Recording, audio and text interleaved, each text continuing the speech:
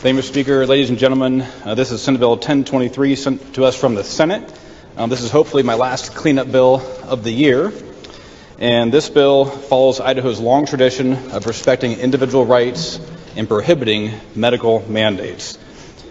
Most of us in here are probably too familiar with all the COVID, debacle we had, forcing, social distancing, mask mandates, and even a COVID injection mandate. One of my constituents, his name is Doug Cameron. He came to us in committee, and he works and lives in Hammett, which is in Elmore County, which is in between Mountain Home and Glens Ferry, and he worked in the dairy industry. And he was told during the midst of this that if he wanted to keep his job, he would have to take a COVID injection against his will. Well, he didn't want the COVID jab, but he also didn't want to lose his job. So he took it. And the side effect for Mr. Cameron is that he's unable to walk probably for the rest of his life. To me, it's just plain wrong to force someone to take a medication against their will. Employers, they're not medical experts. They're not people who should be required to take any kind of medication, vaccines, birth control, cholesterol medication, any of it. They really have no business telling us you don't sign away your rights when you take a job. We respect our individual rights here in Idaho. That's why we moved here, is to, for all the freedoms and rights we respect here. Now, some of the concerns brought up in committee were some things, issues around the schools and school vaccines and so forth. Well, Idaho already has in law that students can be exempted from a vaccine for pretty much any reason. You can do personal, religious, and so forth. Schools, when they want to communicate that they want a student to take a vaccine, they have to tell them, even current law, that it is optional. They can't tell them they're required to take it. They have to say you can take it or not take it. That's the current law as it is. So really, this bill doesn't really affect school law in any way that I can tell. This really is about non-discrimination. This bill, what it does, if you go through it, it takes the COVID Stop Act and it replaces the word COVID and puts medical interventions in it. So it's language we've already agreed to here. It's language that we can't, lose their job over it. You can't be denied entry into a public accommodation. You can't be denied going into a school. All that language we agreed to regarding the COVID virus, but now we're taking a step back and saying, hey, wait a minute. They could just come out with the next experimental medication. They could come up with something else, rename it, anything they want, and run the same drill over again. So looking backwards, I think we have some perspective now, so we need to stand up and protect the rights of our citizens, of our kids here, and put some protections in place. This bill does exempt medical facilities here. As required, as our understanding under federal law, we can't mandate this necessarily on hospitals and what they need to do with their staff. It also has an explicit exemption for personal protective equipment. So if someone needs to wear a helmet or goggles or a mask, that is exempted from this bill. You can do that as just a protection measure there. So Senate Bill 1023 protects individual rights and the rights of everyone to make their own private, personal, and I would say confidential medical choices. When this bill is signed into law, Idaho will have the best health freedom laws in the country, and I urge your support for it. Thank you. Is further debate on the motion? Hearing none. Good lady 34. To debate the bill. Lady has the floor. Thank you, Mr. Speaker. So at the time that they were drafting the Constitution, James Madison and others came together and decided they need to put together the Bill of Rights, the 10 amendments that essentially identified some very specific rights that needed to be called out and identified. 3 of those amendments spoke specifically to the importance of protecting private property rights. The 3rd amendment that says no soldiers shall be quartered in a home unless in times of war under provisions of law. The 4th amendment that seeks to search and seizure unless there is probable cause and a warrant. And the 5th one, which we most all consistently refer to as, no self-incrimination, but there's a clause at the end that says, nor shall private property be taken for public use without just compensation. I think it is safe to say, based on the presence of these 3 amendments within the Bill of Rights, that the right to protecting and preserving private property is as dearly a held individual right as any other right that we possess. In this instance, this particular legislation essentially says the individual right when it comes to personal medical decisions is above that personal property right that is protected in the Bill of Rights. The language in question, if I'm looking on the first page where it defines medical intervention, and we get to line 10, and it speaks about action taken to diagnose or prevent. If I am running a business, you have established a standard under this bill that does not allow me to say to an individual working for me, if you have a chronic condition that potentially represents a risk,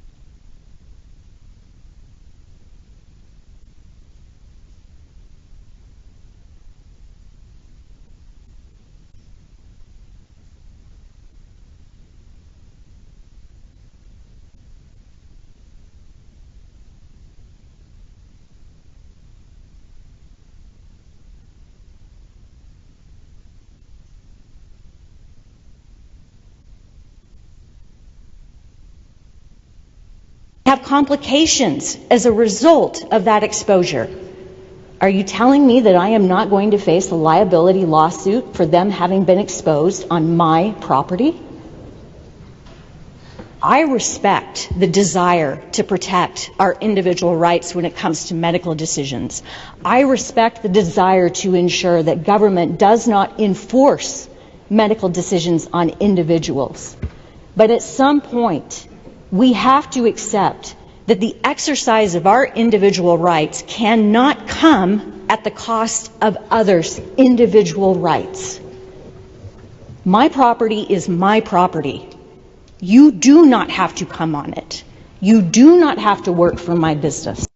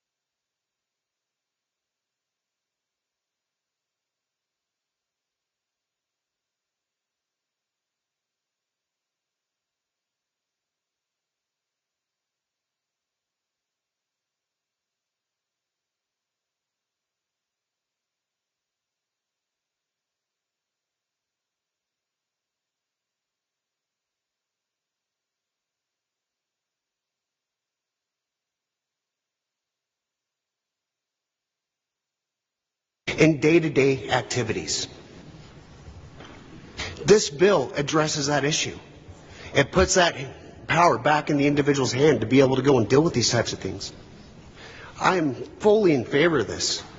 I don't agree that a business should be allowed to discriminate against somebody, but it happened a lot during the height of COVID. We saw it everywhere. And with that, I would urge your green light. For debate on the motion, delay 32.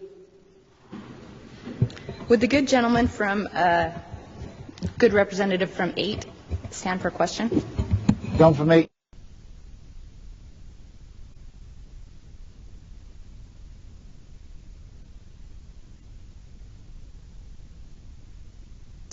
what the protocol would be and how that would be handled. Gentleman from 8. Thank you, Mr. Speaker. Good lady from 32.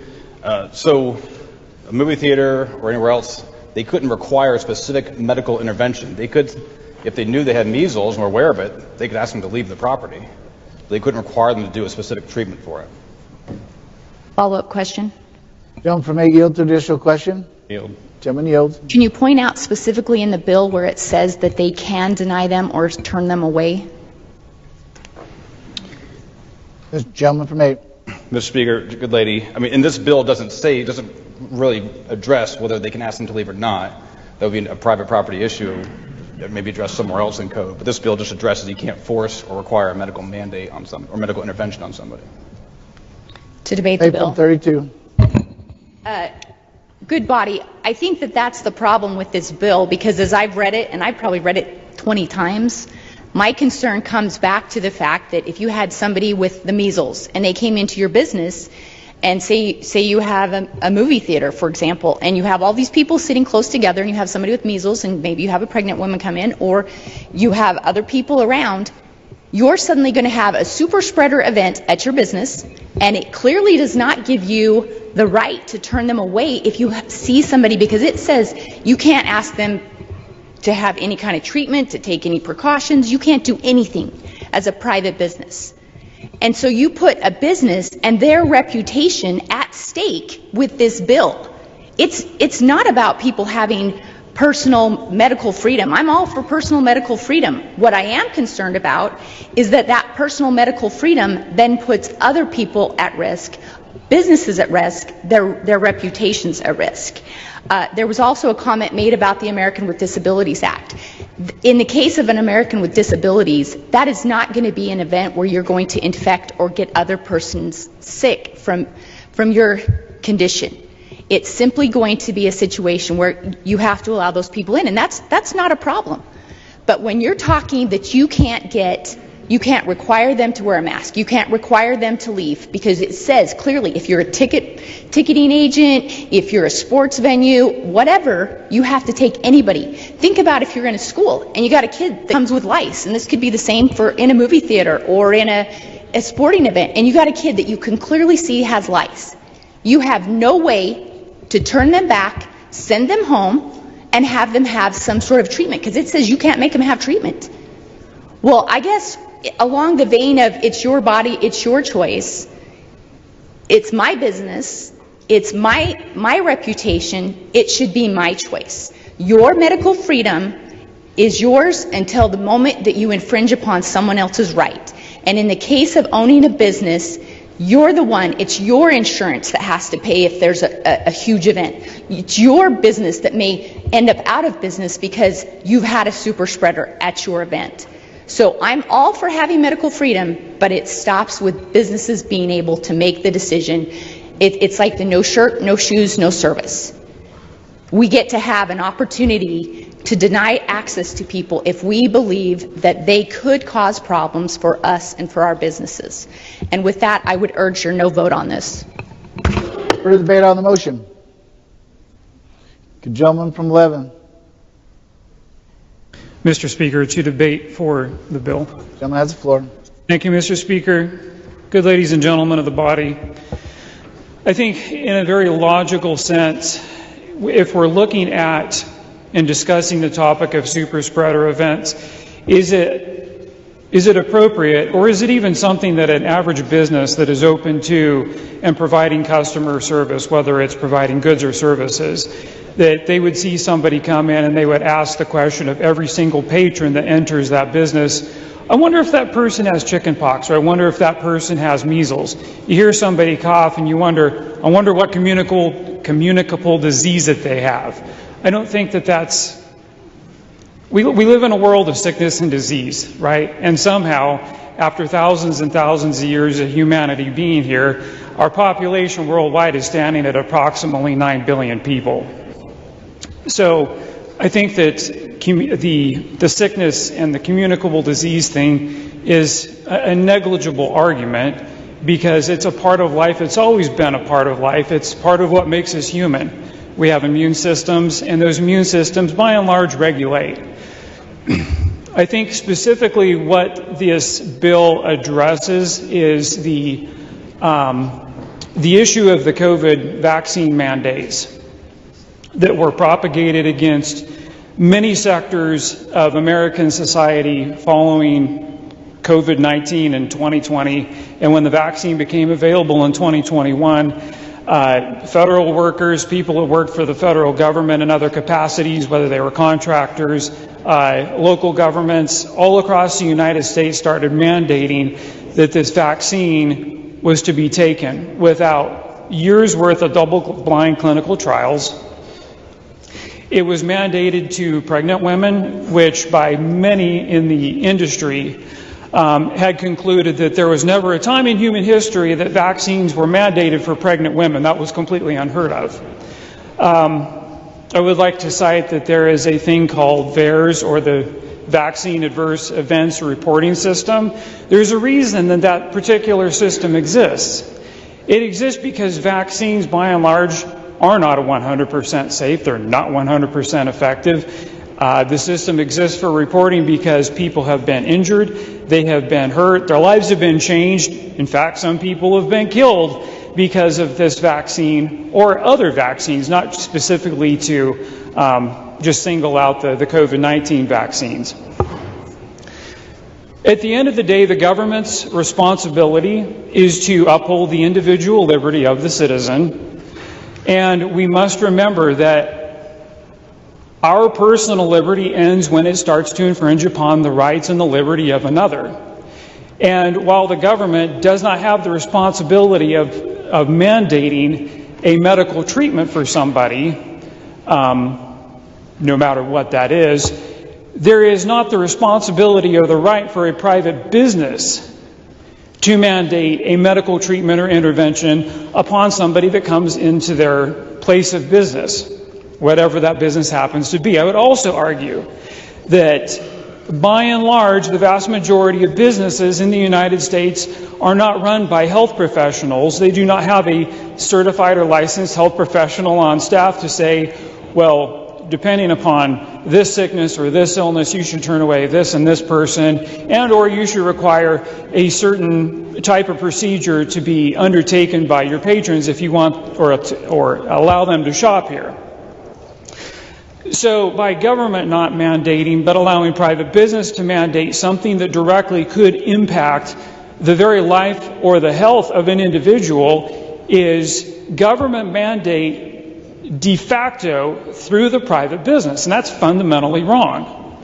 And to that end, I would urge everybody to support this, because without our bodily autonomy, we have no other rights to ourselves. Thank you. For debate on the motion, gentleman from Wyoming. Thank you, Mr. Speaker. To debate the motion. Gentleman has the floor. So when the founders finished, when the ink hadn't quite dried on the Constitution, a group of people came to them and they were concerned that some of the rights that individuals had weren't specifically addressed.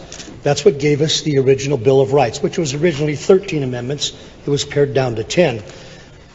Madison himself, Hamilton, and several others did not want that Bill of Rights because they were concerned that people would prioritize the rights, or that they would stipulate that since a particular right wasn't listed, then you don't have it. I think they were prescient in that concern. But further than that, I want to meet the person who can diagnose measles when a person walks in their door of the business of into their business. Secondly, I have, as a business owner, sent people home when they came to work sick. I didn't mandate that they get a vaccine or a particular treatment. I just sent them home. And that is not addressed in this bill. It's not reduced. It's not contemplated. What this bill does is say that if you are a place of business or a school or something else and you see someone who has this problem, you can send them home. What you can't do is mandate the treatment that they receive for that condition. Let's not mix those two up. We're talking about simple bodily autonomy. And if we're to prioritize rights, I would aver that that is where it starts. It starts with the individual. Let's keep that in mind. This bill deserves a green light. Don't make it say something it's not saying. Thank you, Mr. Speaker.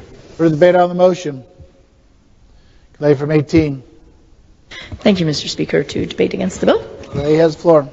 Thank you, Mr. Speaker. Just wanted to respond to some of the things I've heard. As has been said, there are no government mandates. We are not making anybody get any vaccines or treatments of any kind. And as was eloquently stated, I believe, by the lady from 34 and others, this pertains solely to private actors. And it goes so far beyond the COVID vaccine. A lot of the debate has surrounded the COVID vaccine. This extends to absolutely everything. This says they can't make you bandage oozing wounds, that they can't make you get lice treatments, that they can't make you, cover your mouth if you have Ebola and you're coughing on people. I mean, this goes to every imaginable treatment, device, bandage, you name it. This is really far, and this goes way beyond COVID, folks. But if I might, unanimous consent to reference other pending legislation. Thanks. I think, okay. I just wanted to finally close by saying I have been trying for 11 years to get discrimination protection, saying that businesses can't turn somebody away for being gay. And I was told that that was way too much of an infringement on the freedom of the private sector, that we have no business telling private people how to run their businesses, and that we'd be getting way out over our skis by putting that kind of mandate on the private sector. And it is quite stunning to me that we are now here telling the private sector that they need to let people in with lice and Ebola. That's remarkable.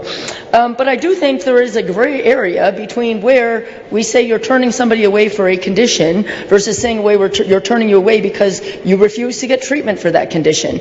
I don't know where that line lies, and so I guess I would very much contest that there is any ability remaining for businesses to turn somebody away for having dangerous and perhaps highly contagious conditions.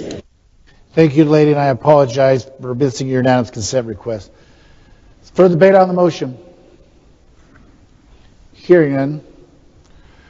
Gentlemen, care to close the debate?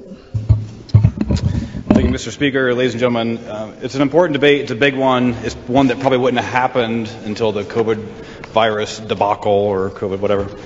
Just to answer maybe a few points here, our country is having a big debate on health policy, and our government and its interaction with its citizens and the pharmaceutical companies and the different industries that feed into that, into what's appropriate for government and what's appropriate for individual rights. A lot of stuff's handling in D.C., but there's stuff we can do here. This bill really, as said probably better by others, is about discrimination. What can you discriminate against? We don't allow employers to discriminate based on race or other things or other factors, we tell them these ones are acceptable and these ones are not. I think we should have in Idaho no discrimination based on people's private medical decisions like that, and I think that makes sense to hear. I don't know about any movie theater that's ever screened for measles or any other kind of virus goes in there. I've never had that happen. I would always encourage people, if you're sick, you should stay home. I do it for my family, and I encourage that for anyone. There is measles treatments out there. It's called an MMR vaccine. It's out there. It's used every single day. Some people like it, some people don't, but it's there for you. So anyone who wants to protect themselves against measles can go to their doctor, and there's probably some, they get treated right away for that. I don't really know, given what we went through in COVID, why any business would want the responsibility or liability to make medical decisions for the people that we work under. They can recommend them. They can suggest them. They can feed information to them. They can do all these things. But when you tell someone you're going to throw them out of their office and kick them off the campus, that's not right. Who would want to be responsible for someone who took a treatment and then lost the ability to walk for the rest of their life? And Mr. Cameron's got over $2 million in expenses because he was coerced into taking an injection against his will. You go back into World War II, one of the things we established was the Nuremberg Code, that all medical treatments should be consensual. We've been doing this for 80 years, and we've a little bit moved away from that, but I think now, looking back what's happened that past few years, we need to get back to respecting people's private decisions here. And yes, all medical decisions should be private. If you're sick, don't go out, and a private business can still ask you to leave. It really doesn't stop any of that stuff which has come up here today. So I hope you agree with me and give me your green light. Thank you. Debate is closed. Question is, shall Senate Bill 1023 as amended, pass the House?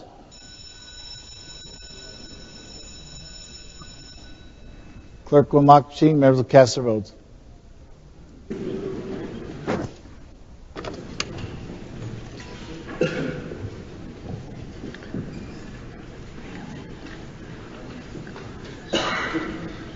Has every member voted? Does any member wish to change their vote? Clerk will rock the machine and report the pairs. Burgoyne votes aye. Wheeler votes nay.